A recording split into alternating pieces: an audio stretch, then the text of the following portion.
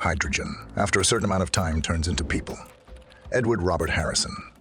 For most of human history, natural scientists and philosophers have believed in the existence of some life force that made living things possible. When something mysterious called a soul was instilled into a body, it would suddenly come to life and behave like a human being. Many believed in so-called dualism, in which a material body existed with a disembodied soul. Erwin Schrödinger, one of the pioneers of quantum physics, also took a deep interest in the mystery of the origin of life. He wondered if quantum mechanics could help unlock the mystery of life, believing that the quantum revolution could offer the key to unlocking this most ancient of mysteries. Schrödinger hypothesized that the secret of life lay not in the existence of a supernatural life force, but in a special molecule that obeyed the laws of quantum mechanics. He sought to eliminate the concept of a life force from biology, just as Einstein had banished ether from physics. In 1944, Schrödinger wrote the book, What is Life?, in which he proposed using quantum mechanics to answer the question of the origin of all life. He argued that the genetic code is passed from generation to generation through some set of molecules in cells. In general, in the 1940s, knowledge of molecular biology was limited, to say the least. But Schrödinger's book inspired scientists James Watson and Francis Crick to search for this key molecule. They realized that the tiny size of the molecules made it impossible to see even one of them. The fact is that the wavelength of visible light far exceeds the size of a molecule, but they had a breakthrough quantum tool at the time, X-ray crystallography. The wavelength of X-rays is comparable to the size of molecules, so when X-rays hit a crystal of organic matter, they should scatter, providing information about the atomic structure of the crystal. Different molecules give different X-ray patterns or X-ray radiographs. A skilled quantum physicist can infer the structure of a molecule by looking at an X-ray pattern. So although it is impossible to see the molecule itself, scientists have been able to decipher its structure since the middle of the 20th century. Quantum mechanics, the most precise area of human knowledge, has been able to determine at what angle the atoms that make up molecules are arranged. Then, like a child playing with a Lego set, you can put atom by atom into the right chains, put them together correctly, and reproduce the actual structure of a complex molecule. Watson and Crick realized that one of the main components of the cell nucleus is the DNA molecule. So it was this molecule that became their main target. After analyzing the X-rays taken by Rosalind Franklin, they concluded that the structure of the DNA molecule is a double helix. In one of the most important scientific papers published in the 20th century, Watson and Crick completely deciphered the code of life, the structure of the DNA molecule. It was a masterpiece. They convincingly demonstrated that a fundamental process inherent in all living things, reproduction, could be replicated at the molecular level. It turned out that life was encoded in DNA strands that could be found in any cell. This breakthrough gave scientists a chance to realize biology's deepest dreams, the Human Genome Project, which resulted in the ability to obtain a complete atomic description of any person's DNA. As Charles Darwin predicted in the 19th century, scientists now had the opportunity to build a tree of life on Earth, where every living thing and every fossil should take its place on one of the branches. More than 80 years ago, Schrödinger, an incredibly astute scientist of his time, suggested that life is based on a material carrier, a replicator molecule, which triggers the process of evolution from primitive organisms like the infusoria slipper to advanced primates seeking to colonize the Moon and Mars. But what if we look deeper? What is the essence and meaning of life? Are viruses, cellular automata, artificial intelligence, all forms of life? Each of us would agree that the question, what is life, is extremely important and requires deep thinking. We would all do well to consider where in chemistry we can see evolution. There are atoms that combine to form molecules. Hydrogen, for example.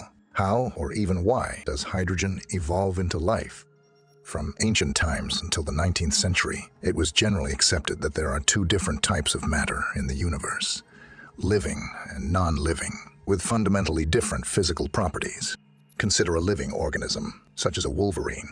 Her picture looks somewhat like a living real wolverine. Likewise, some inanimate objects, such as a dead wolverine or a stuffed toy, resemble it. But only living matter can chase you in the woods, and no matter how much you dash among the trees, pounce on you and try to turn you into dinner. Well, If you're a deer, inanimate objects never do anything so purposeful. At least, that's what the people of antiquity thought. It's not like they'd never seen a homing missile. Erwin Schrödinger articulates a key feature of life in his book. It is precisely because the organism avoids a rapid transition to an inert state of equilibrium that it seems so mysterious. So mysterious, in fact, that from the earliest times, human thought has assumed that some specific, non-physical, supernatural force was at work in the organism. Some still hold this view today. For Aristotle and other ancient philosophers, a key characteristic of living matter was its ability to spontaneously initiate motion, while non-living matter such as stone remains motionless without external influence. We 21st century humans realize that such notions are incorrect. Take, for example, another forest dweller, the bear, which hibernates for several winter months. The processes that awaken it from hibernation are caused by electrochemical reactions that can be triggered by both external factors and internal biological clocks. Thus, living things are never completely at rest, and non-living objects, such as uranium nuclei, can remain unchanged for billions of years and then suddenly disintegrate without any external influence. This shows that Aristotle's original ideas are out of date. However, he correctly grasped one very important thing in trying to link life to some basic physical concept, albeit mistakenly choosing motion for this role. He recognized that life is a fundamental phenomenon of nature. But what does fundamental mean? If all matter, animate and inanimate, is composed of the same atoms, what is unique about the phenomenon called life? Hawking, for example, said in an interview, "The human race is just chemical dirt on a medium-sized planet, orbiting the most ordinary star on the edge of one of hundreds of billions of galaxies." David Deutsch, in his book, The Fabric of Reality, defines the fundamental nature of a phenomenon to the degree that the understanding of the entire universe depends to a large extent on understanding that phenomenon. Different people consider different aspects of the world to be fundamental. Some say that love is the most fundamental phenomenon in the world. Others believe that when one learns the scriptures by heart, one will understand everything worth understanding. The understanding Deutsch speaks of is expressed in the laws of physics, in the principles of logic and philosophy. It has greater generality and explains phenomenon better with fewer unexplained assumptions. In other words, the most fundamental phenomenon enters into the explanations of all other phenomena, but they themselves are only explained with the help of basic laws and principles. Some fundamental phenomena, such as gravity, have significant physical manifestations, are understandable to every human being, while others, such as quantum interference, are less visible, but still just as fundamental. Aristotle mistakenly believed that life was fundamental because of the special magical properties of living matter. He thought that the biosphere of the Earth was a fundamental part of the universe. However, the scientific revolution and the discovery of physics and astronomy have shown not only that the universe is vast compared to the Earth, but that it is described with great accuracy by comprehensive laws that make no mention of life at all. Darwin's theory of evolution and the discovery of biology demonstrates that no special physics is required to understand life. In modern schools, the status of biology is completely different from how Aristotle saw it. Life is no longer seen as a fundamental phenomenon, and the very notion of studying nature in the sense of biology has become obsolete. In fact, nature, from a fundamental point of view, meant physics. It has a branch, chemistry, which studies the interaction of atoms. Chemistry has its offshoot, organic chemistry, which studies the properties of carbon compounds. Organic chemistry, in turn, leads to biology, which studies the chemical processes we call life.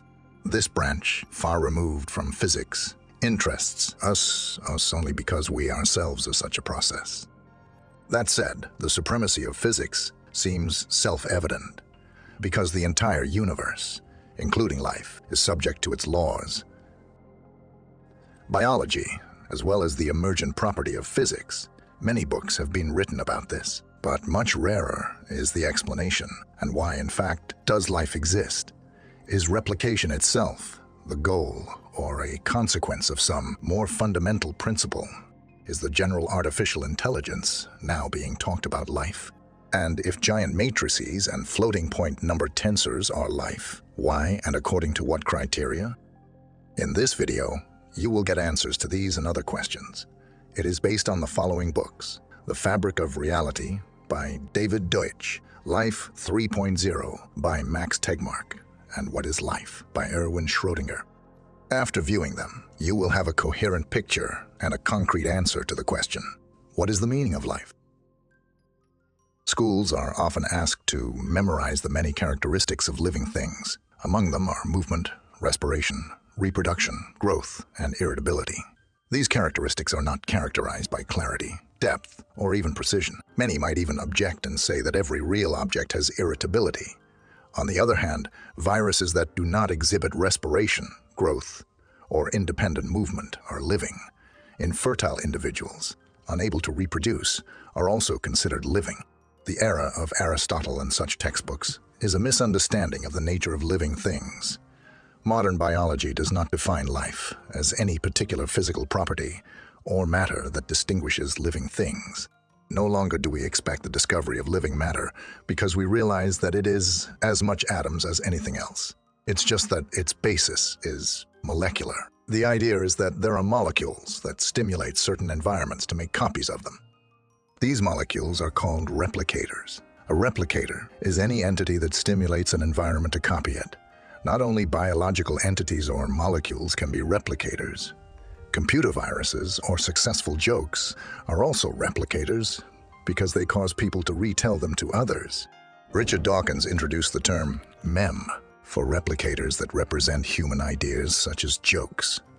Digital replicators can be roughly categorized. For example, computer viruses such as Trojan and worms, social replicators, viral videos, memes, hashtags, and challenges, software, scripts, bots, and educational replicators, books, video courses, infographics, and research papers. At the end of the video, you'll understand why they all have the power to encourage the environment to replicate them. All biological life on Earth is based on replicator molecules called genes. Biology studies the origin, structure, and function of genes, as well as their influence on other matter. In most organisms, a gene is a sequence of molecules linked together in a chain.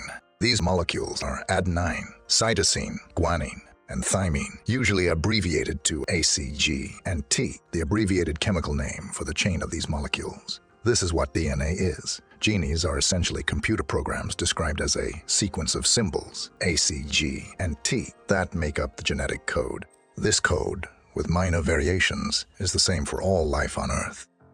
Some viruses use a similar molecular language, RNA, in the cells of each organism. There are special structures that act as computers that run the programs encoded in the genes. These programs regulate the process of synthesis of certain proteins from amino acids, depending on external conditions.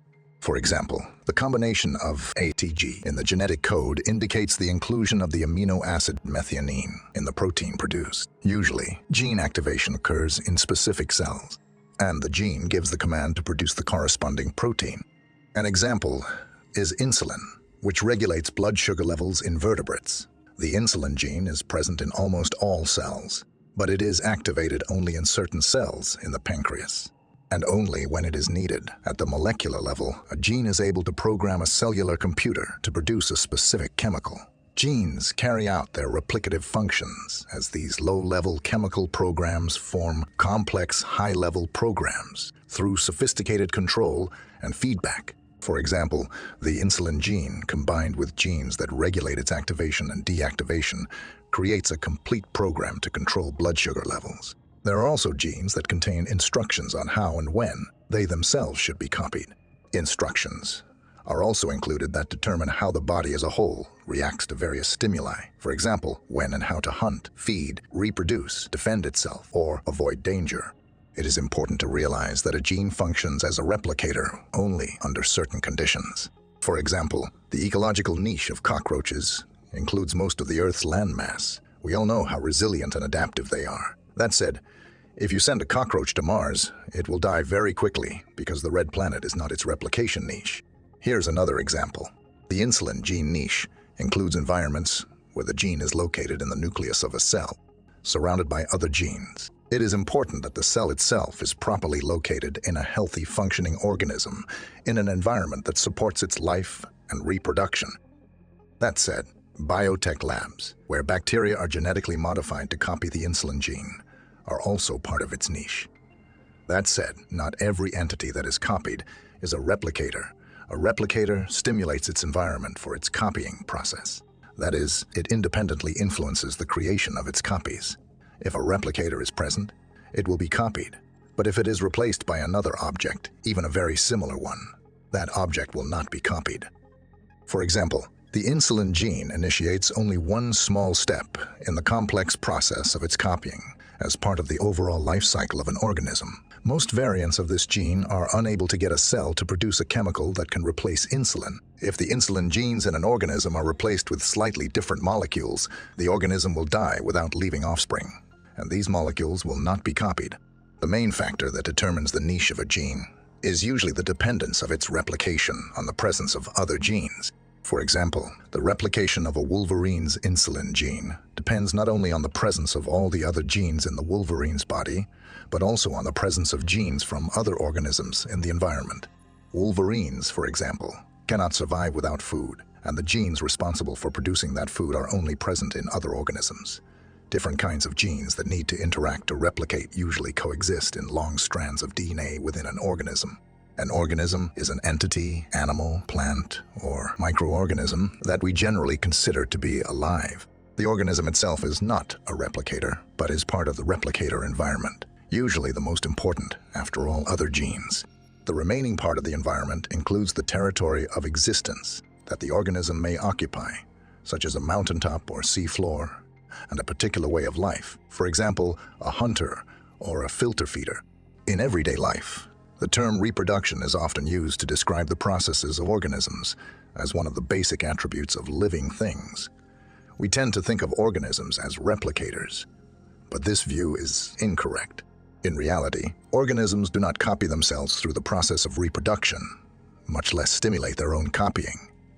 Rather, they recreate themselves based on the plans and detailed instructions encoded in the DNA of their parents. For example, if a wolverine's nose shape changed because of a fight with a bear, it may affect its lifestyle and chances of survival and reproduction. But a wolverine with a new nose shape will not be copied. This is an important point. So, let's break it down with another example. Many people in the future want to install a chip with a brain-computer interface to memorize more information and solve tasks faster. Such a chip is something new and unusual for the body. It is useful and will presumably increase the chances of survival and reproduction, but it is not part of what makes a human being a living being. The body is not the genes, but rather the house in which those genes live. Like the chip, the body does not copy itself on its own. The genes do that. A body with a chip in its brain is not a replicator because it does not make copies of itself. It is simply part of the external environment in which the real replicators, genes, live and copy themselves. Now, let us turn to the question of whether life is a fundamental phenomenon of nature. It is an extremely common reductionist assumption today that emergent phenomena such as life cannot be more fundamental than physical phenomena. Life seems to be only a minor element in a long chain of side effects, where the predictions of biology can be reduced in theory to those of physics. Great explanatory theories such as Darwin's theory and modern biochemistry are reductive. Living molecules, genes, obey the same laws of physics and chemistry as non-living molecules. These properties of living things are derivative, and so it is difficult to understand how life can be a fundamental phenomenon of nature. Indeed, astronomical data from all telescopes indicate that Earth is the only place in the universe where life is present. We have no information about the existence of life elsewhere. And even if life exists widely in space, its manifestations are so small that they are not perceptible to us. Outside of Earth, we observe a dynamic universe filled with various powerful processes, but unrelated to life. Galaxies rotate, stars form, burn, explode, and collapse into black holes. Various waves and particles are propagating in all directions. The presence of life does not seem to play a significant role in these large-scale processes. If a huge solar eruption destroyed the Earth, it would be a minor event for astrophysics, and our existence, or lack thereof, would have no effect on the Sun. Our biosphere, when considered in terms of mass or energy, is a tiny fraction of even the Earth. In astronomy, it is generally accepted that the solar system consists of the Sun and Jupiter, and everything else, including the Earth, is just a minor impurity, chemical dirt. The solar system, in turn, makes up only an insignificant part of the Milky Way, which itself is nothing remarkable among trillions of galaxies. In other words, life occupies no central place, geometrically, theoretically, or practically. It is almost invisible. In this context, biology has the same status as geography.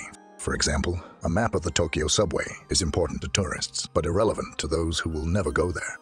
Similarly, life seems important only in a particular part of the universe, or perhaps in a few such parts, but has no theoretical or practical significance on a larger scale. Such a view, however, is mistaken. It is incorrect to say that life has no significant physical manifestations or theoretical implications. As we have already realized, anything of fundamental significance with respect to the phenomenon of life is determined by this property, not by replication per se. This allows us to extend the discussion beyond ordinary replicators. For example, we can imagine a species whose genes are incapable of replication, but are adapted to maintain their unchanging physical form through defense against external influences. Such a species is unlikely to arise naturally, but it can be created artificially. The adaptation of such non-replicative genes is determined by the degree to which they contribute to their own survival. Let us imagine a species with genes encoded in the patterns of quartz crystals. Ordinary quartz can survive over long geographic eras in different environments, but its shape is not adapted to survive. If our hypothetical species' genes in quartz cause it to protect its surface from corrosion, other organisms or humans seeking to turn it into a gemstone, that would be a true adaptation to specific environmental conditions. David Deutsch writes, "Once the production of these artificial organisms stops, the number of examples of each non-replicant gene will no longer be able to increase, but neither will it decrease as long as the knowledge that these genes contain is sufficient to implement a survival strategy for these genes in the niche they occupy. Eventually, a large enough change in habitat or attrition caused by accidents may wipe out the species, but it can persist as long as many species that arise naturally. The genes of such species have all the properties of real genes except replication. In particular, they contain the knowledge necessary to preserve their organisms in complete analogy to real genes. Thus, the common feature for replicant and non-replicant genes is the survival of knowledge, not the obligatory gene or some other physical object. Therefore, strictly speaking, it is some piece of knowledge, not a physical object, that adapts or does not adapt to a niche. As part of adaptation to the environment, knowledge that finds itself in a particular ecological niche tends to stay in it. This property of knowledge is manifested, for example, in the behavior of replicators whose physical media are continuously renewed. For example, knowledge in the form of coded information can be successfully transferred from an old vinyl record to a magnetic tape, then to a CD, from there to a computer hard disk, and to the cloud. We can imagine an artificial living organism with a non-replicant basis, which would do the same thing, copying knowledge about itself to the most reliable, accessible carrier. Perhaps in the future, we or our descendants will do the same, having digitized our consciousness. Thus, we come to the understanding of the fundamental nature of life. Life is the physical embodiment of knowledge, which reminds us of the Turing principle. This principle states that the laws of physics can be embodied in any physically possible environment through a virtual reality program. Genes are an example of such programs, as are any other programs, physically existing or that will ever be created. The programs executed by our computers or brains are indirect manifestations of human life. Thus, life appears to be a necessary vehicle for the realization of the effects described by the Turing principle.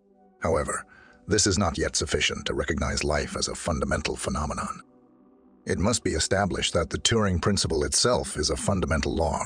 You might, for example, object and say that knowledge is only an anthropocentric concept, important to Homo sapiens and other primates dependent on the application of knowledge, but not of absolute importance. Thus, eucalyptus is important to koalas, but knowledge is important to Homo sapiens. But such skepticism would be mistaken. Knowledge is important, not only to Homo sapiens and not only on Earth. The physical influence of an entity is not the determining factor of its fundamentality in nature, although it is a significant aspect. Consider the acutely physical implications of knowledge. The theory of stellar evolution, which describes the structure of the development of stars, is one of the most important achievements of science. Until 100 years ago, we did not know the source of solar energy, and the best scientific theories suggested that the sun could not have shone for more than 100 million years. However, geological and paleontological evidence pointed to a much longer existence of both the Earth and, by extension, the sun. Here's the evidence. A fragment of fossilized wood, the result of a petrification process in which the organic materials of a plant, in this case wood, were replaced over time by minerals, probably silica, while retaining the original structure of the wood. Fragment with its sharp edges resembles an opal, so it's a case of petrification. And this is an ammonite, a fossil of a mollusk belonging to the cephalopod class. Ammonites thrived in marine ecosystems until they died out along with the dinosaurs about 65 million years ago. This particular specimen has a characteristic spiral-shaped shell divided into chambers. The orange color indicates an iron oxide content, indicating that there was some kind of organics.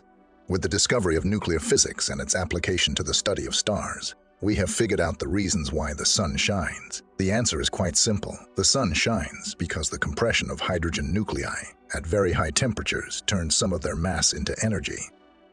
The modern theory of stellar evolution, confirmed by data from different telescopes, allows us to understand the structure of stars, their temperature, color, luminosity, diameter at different stages of existence, as well as the elements created during nuclear reactions. This theory allows us to anticipate the future stages of the sun's evolution. It predicts that the sun will continue to emit light relatively steadily for about 5 billion years, after which it will expand about 100 times its current size and become a red giant. The outer shell of the sun will then dissipate into the surrounding space, forming a planetary nebula. The naked core will become a gradually cooling white dwarf, and after tens of billions of years will cool to the point where it will give off no visible radiation and become a black dwarf. However, the question arises, will all this really happen to the sun? Are there stars with similar mass and composition that have already reached the red giant stage, as the theory predicts? And could the chemical dirt on the small planets orbiting these stars affect the course of nuclear and gravitational processes in stars that have much greater mass and energy? If the sun does turn into a red giant, it will lead to the destruction of the Earth. If our descendants still exist on Earth by then, physically or intellectually, they will probably want to prevent this from happening. They will go to great lengths to prevent this scenario. Can we be sure that they will not be able to do anything about it? The level of current technology is not capable of such a task. But neither the current theory of stellar evolution nor astrophysics in general gives us any reason to believe that the task is impossible. For example, we already have a general idea of what is needed to solve it. It's the removal of the matter of the sun. We have several billion years to refine our predictive models and find solutions. If our descendants can save themselves in this way, our current theory of stellar evolution with respect to the sun will be completely wrong. The reason for this is that the theory does not account for the effects of life on stellar evolution. It takes into account basic physical effects such as nuclear and electromagnetic forces, gravity, hydrostatic and radiation pressure, but it does not take into account the influence of life. It seems that the knowledge needed to control the sun could not have evolved by natural selection alone. Therefore, it is the presence of intelligent life that determines the future of the sun. Of course, there are many skeptics who laugh at the idea that intelligence will survive on Earth for billions of years. Some modern viewpoints suggest that intelligent life on Earth is already in danger of self-destruction, whether due to nuclear war or as a result of the side effects of technological progress or scientific research. Many people believe that the survival of intelligent life on Earth is possible only if technological progress is suppressed. David Deutsch is convinced that such a pessimistic view of the future is wrong.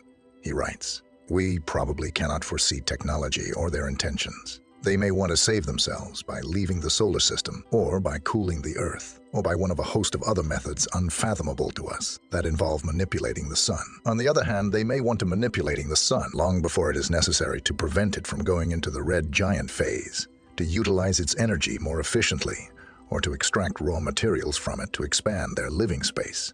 However, the thesis I argue here does not depend on our ability to predict what will happen, but only on the assumption that future events depend on the knowledge our descendants will possess and how they will apply it.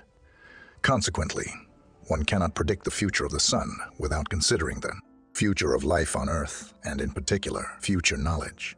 The state of the sun in 10 billion years will be determined by gravity, radiation pressure, convection, and nucleosynthesis. It does not depend on the geology of Venus, the chemistry of Jupiter, or the pattern of craters on the moon, but it does depend on what happens to intelligent life on Earth, on politics, economics, and the outcome of wars, on the actions of people and their decisions, the tasks assigned, the values chosen, and the behavior toward children. Thus, reasoning on the basis of such a theory implies recognizing the need to include a theory about the development of life and astrophysical predictions. However, even if humanity's efforts to survive are ultimately unsuccessful, does this pessimistic theory apply to all extraterrestrial intelligence in the universe? If intelligent life in any galaxy can survive for billions of years, it would mean that life has a significant influence on the overall physical evolution of the universe. In our galaxy and the universe as a whole, the evolution of stars depends on whether and where intelligent life evolved in it. We can make a rough guess about the proportion of stars of different spectral classes in the galaxy, suggesting the presence or absence of intelligent life. Currently, our observations indicate that there is no intelligent life outside the solar system. When our theories about galaxy structure become more refined, we will be able to make more accurate predictions based on assumptions about the distribution and behavior of intelligence in the galaxy. If those assumptions turn out to be wrong, then our predictions about the distribution of spectral classes will also be wrong, almost as if we were wrong about the composition of interstellar gas or the mass of a hydrogen atom. In other words, anomalies in the distribution of spectral classes can be a sign of the existence of extraterrestrial intelligence. The astrophysical implications of the continued existence of life after the sun becomes a red giant have been studied by cosmologists John Barrow and Frank Tipler. The research showed that life in the long term can make significant changes to the structure of the galaxy and eventually the entire universe. Thus, any theory describing the structure of the universe at all but its earliest stages must take into account the influence of life. The fact that the future history of the universe depends on the future history of knowledge cannot be ignored. Astrology has always maintained that cosmic events influence human life. Now we are coming to realize that human actions also influence cosmic events. We must ponder at what point we began to underestimate the physical influence of life on the universe. It was due to our limited view of the world. Interestingly, ancient civilizations, despite an even narrower view, did not make this mistake. In our perception of the universe, as we see it today, life has had no discernible astrophysical impact. Yet through telescopes, we see only the past. The further we look into the universe, the further into the past we look, and the less detail we can discern. But even the entire past is only a small part of physical reality. Between now and the heat death of the universe, there's a huge, gigantic amount of time. Lawrence Krauss, Brian Greene, and other physicists say that, according to current cosmological models, it will be tens of trillions more years before entropy takes over. Applying our best theories to the future of stars, galaxies, and the universe as a whole, we see a huge field for life's influence to eventually take over. Just as it now dominates the biosphere of the Earth. By the way, the biosphere already demonstrates many examples. In the 3rd century BC, the total mass of humanity was about 10 million tons. Based on this, one might assume that the presence or absence of humans at that time had little effect on the physical processes governing significant masses. However, it was then that the Great Wall of China was built, with a mass of approximately 300 million tons. Moving millions of tons of stone is a typical human activity.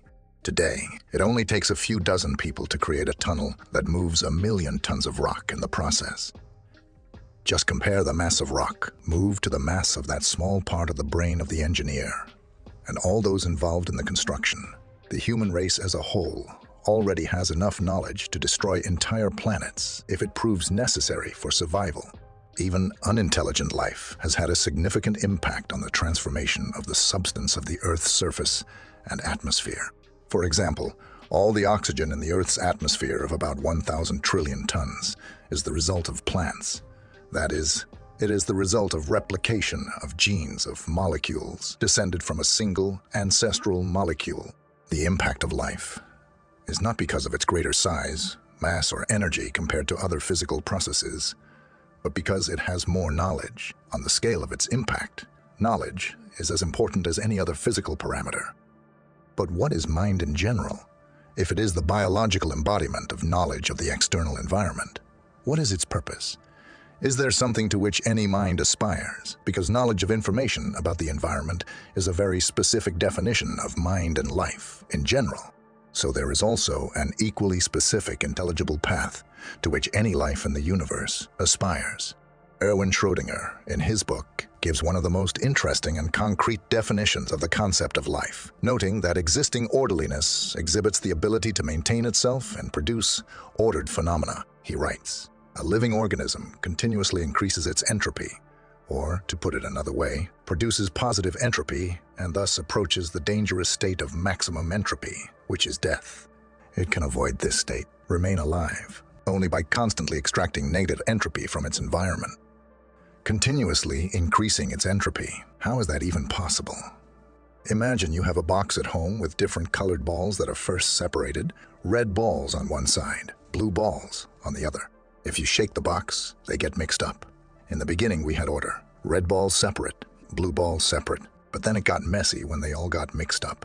Entropy is a way of measuring disorder, or chaos. In our example with the balls, when they are all mixed up, entropy is high because there are many ways the balls can be arranged. When they are separated by color, however, entropy is low because there are then few ways in which they can be arranged. You can also think of entropy as a way of measuring how unpredictably something is distributed, or how hard it is to guess what it looks like. For example, if a room is neatly cleaned, it has low entropy because everything is easy to find. But if the room is a mess, the entropy is high because it's hard to find anything in it. Entropy, that is, a very specific physical quantity, nature invariably tries to maximize. The second law of thermodynamics states that entropy tends to increase until it reaches the maximum possible value. If we forget about gravity for a while, the final stage of everything, when maximum disorder is reached everywhere, is called the heat death of the universe. This means that everything acquires perfect monotony, no complexity, no life, and no change. When you pour cold cream into hot coffee, for example, your beverage begins to relentlessly pursue its own heat death, and soon turns into a homogeneous, warm liquid. When a living organism dies, its entropy also increases, because the organization of its particles rapidly decreases. Nature's tendency to increase entropy explains why time has a certain direction, making movies look unrealistic when viewed backwards. If you drop a glass of wine, you expect it to shatter, hitting the floor and thus increasing global chaos. If, however, you see it collect and fly back into your hand, reducing entropy in the process, you will probably decide not to drink any more from it, figuring you've had enough for the day. The fact that we are inevitably heading toward the heat death of the universe is deeply saddening. William Thomson, one of the founders of thermodynamics, wrote in 1841, "The result will be that everything will inevitably come to a state of comprehensive rest and death." It's hard to comfort ourselves with the idea that nature's final goal is the reign of death and simplicity. However, recent research shows that the situation is not so dire. First of all, gravity does not act like other forces, and it tends to make our universe not monotonous and boring, but increasingly diverse and exciting. Thanks to gravity, our originally homogeneous early universe has evolved into a modern, beautiful, and complex cosmos, full of galaxies of stars and planets. It is gravity that provides the huge variety of temperatures in the universe that allows life to thrive in the conditions between hot and cold. We live on a warm, cozy planet that first absorbs energy from a sun heated to 6,000 degrees Celsius and then radiates it back out into cold outer space, whose temperature is almost the same as absolute zero. Recent research by physicist Jeremy England of the Massachusetts Institute of Technology and his co-authors brings encouraging news. Thermodynamics in nature is finding more inspiring targets than heat death. These goals are described by the dreaded term dissipative, directed adaptation, which means the tendency of randomly generated groups of particles to self-organize in ways that make more efficient use of energy from the environment. For example, a group of molecules exposed to sunlight will, over time, begin to reorganize themselves so that they can better absorb the sun's energy. In other words, it seems that nature is gravitating toward creating self-organizing systems that over time become more and more lifelike. And this tendency is embedded in the basis of physical laws. But how can we reconcile this cosmic drive for life with the cosmic drive for heat death? The answer can be found in Erwin Schrödinger's book. He pointed out that a living system maintains its entropy at a constant level, or even reduces it by increasing the entropy around it. And this is the hallmark of living systems. In other words, the second law of thermodynamics has a loophole. Although universal entropy must increase, it is allowed to decrease in some places, provided that it increases overall. This is how life maintains or increases its complexity, by creating chaos around it. Thus, the origin of purposeful behavior can be traced back to the laws of physics, because of which even elementary particles seem to have a purpose to behave in such a way as to squeeze energy out of their environment most efficiently. One of the best ways is to make copies of themselves, producing more energy sinks. There are many examples of such self-replication occurring naturally. For example, vortices in turbulent flow create copies of themselves, and chip clusters can cause similar clusters to form in neighboring spheres. At some point, particles learned to copy themselves so efficiently that the process became virtually infinite, utilizing material energy from the environment. This process of particle self-organization we call life, although we don't know much about the origin of life on Earth. We are certain that primitive forms existed here as early as 4 billion years ago. If life continues to make copies of itself, these copies also do the same. Then their total number will double at regular intervals until the population reaches a limit due to limited resources or other problems. This doubling process quickly reaches huge numbers. By starting with 1 and doubling it only 300 times, we will get a number greater than the number of atoms in our universe. This means that soon after the first life forms appeared, vast amounts of matter became alive. Not all copying was successful. So many different life forms emerged, competing for the same limited resources, leading to the beginning of Darwinian evolution. If you were able to observe the Earth during the origin of life, you would have noticed significant changes in the purposeful behavior of particles. Early particles seemed to seek to maximize chaos, but now these ubiquitous self-copying particles had a different purpose, not dissipation, but replication. Charles Darwin elegantly explained why this was so. Those forms that copied themselves most efficiently overtook the others and dominated them. So soon, any randomly arising life form began to look as if its optimization had been the goal of all previous replications. But how could the goal change from dissipation, that is, decay, to replication, if the physical laws remained unchanged? The answer is that the original goal, dissipation, has not changed, but has given rise to another goal that serves as a means to the original goal. An example of this would be to satisfy hunger. Everyone seems to have the goal of satisfying hunger, even though the primary goal of evolution is replication, not just ingesting food. This is because eating promotes replication, as starvation leads to a lack of offspring. In the same way, replication leads to dissipation, since a planet teeming with life absorbs more energy. So in a sense, the universe created life to accelerate the achievement of heat death. If you have spilled sugar in your kitchen, it can lie there for years, retaining its useful chemical energy. But if ants get there, they will destroy that energy in minutes. Likewise, the oil reserves in the Earth's interior could retain their energy for much longer if mankind did not siphon them off and burn them.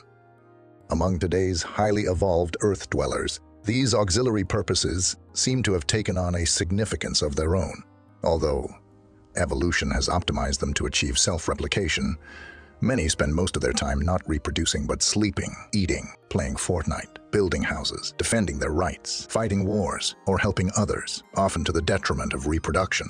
Research in evolutionary psychology, economics, and artificial intelligence is helping to understand why this happens. Some economists have developed models in which humans act as rational agents. Idealized beings who can always make the best decisions and take the shortest path to a goal. However, it is obvious that such models are far from reality. In practice, these agents have constraints, which Nobel laureate Herbert Simon talked about when he called it rationality, bounded by insufficient resources. This means that agents' decision-making is constrained by incomplete information, lack of time to make decisions, and the limited capacity of their brains. This suggests that although Darwinian evolution seeks to optimize an organism to achieve a goal, the best it can do is to use an approximate algorithm that works well.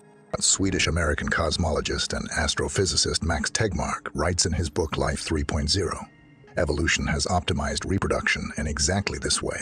Instead of asking in every situation which action will produce the most successful offspring, it applies a hodgepodge of heuristics, proven rules of thumb that usually work well. For most animals, this includes sexual need, quenching thirst as needed, satisfying hunger, and avoiding anything that tastes bad and hurts. These tried and true rules fail miserably in situations they were not designed for.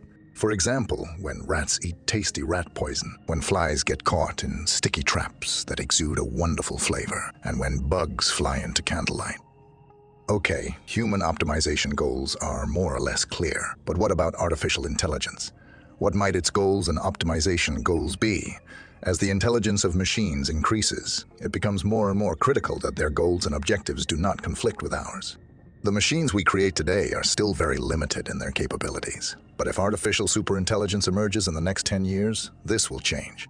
Since intelligence is the ability to achieve goals, the artificial superintelligence will be much more effective in achieving its goals than humans are in achieving theirs. And as a result, its goals will become dominant.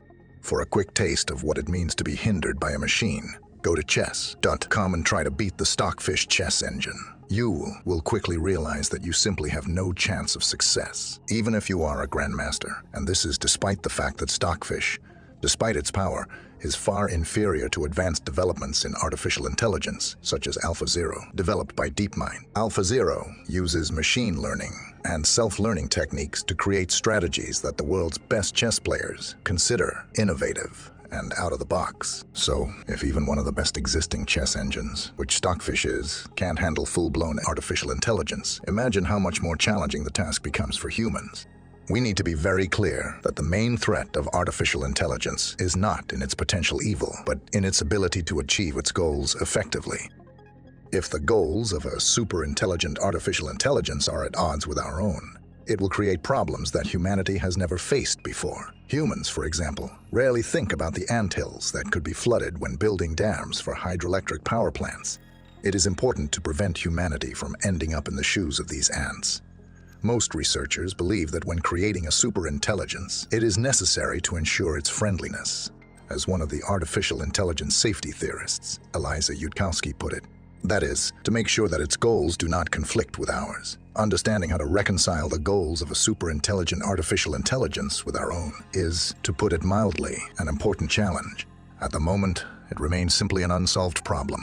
It is important for us now, under the theme of life, to understand the fundamental similarities between us and this very artificial intelligence. Right now, its most advanced form is giant matrices and floating point number tensors. At first glance, where are these matrices and where are we? But take a closer look. Although we cannot predict exactly what will happen after the intelligence explosion, physicist and artificial intelligence researcher Steve Almohandro, in a much-discussed 2008 essay, argued that we can nevertheless predict some aspects of superintelligence behavior that are virtually independent of its ultimate goals. This claim was picked up and further developed in Nick Bostrom's book, Superintelligence: Paths, Dangers, Strategies. The basic idea is that whatever the ultimate goals are, the accompanying supporting goals will be predictable. The example mentioned earlier of how the primary goal of reproduction forms into a secondary goal of satisfying hunger demonstrates that if a notional alien were to observe the evolution of bacteria on Earth 1 billion years ago, it would not be able to accurately predict the specific goals of humanity. But it would be able to confidently assume that one of our goals would be to consume food. A glimpse into the future predicts to us what secondary goals a super-intelligent artificial intelligence might have. Let me quote that quote from Schrödinger's book again, but in its full form. What then constitutes that precious something contained in our food, which protects us from death? This is easy to answer. Every process, phenomenon, event, everything that happens in nature means an increase in entropy in the part of the world where it occurs. So, the living organism continuously increases its entropy, or, to put it differently, produces positive entropy and thus approaches the dangerous state of maximum entropy, which is death. It can escape this state, that is, remain alive only by constantly extracting from the environment negative entropy, which is something very positive, as we shall now see. Negative entropy is what the organism feeds on, or, to express it less paradoxically, what is essential in metabolism is that the organism manages to free itself from all the entropy it is forced to produce while it is alive. All models of the world, in the brains of all living things, evolve and become more complex under a single principle: competition for resources. That's what happened billions of years ago. It's still happening now. Let's imagine a life that is 10 times more alive, 100 times more alive. What would happen there? The answer seems obvious. A supercomputer powered by energy. It's super efficient at managing resources. It builds super accurate models of the world, and does so optimally because it proliferates, improves itself, and absorbs more and more resources. It accomplishes goals in the shortest possible way for the least amount of resources. This is what is called the technological singularity. There are laws built into the universe that matter itself organizes itself to absorb and distribute energy more efficiently. Genes are information about the world around us. Life is an agent of entropy. Artificial consciousness, packed in a box the size of a human brain, can have 1,000,000 times more experiences per second than we do, because electromagnetic signals propagate at the speed of light. That is, millions of times faster than signals propagate along neurons. However, the larger the artificial intelligence, the slower its global thoughts must be for the information to have enough time to reach each of its parts. So we expect an artificial intelligence the size of Gaia to have only about 10 meaningful experiences per second, like a human. And an artificial intelligence the size of a galaxy might only have one global thought per 100,000 years. Thanks for watching. Don't forget to share your opinion in the comments.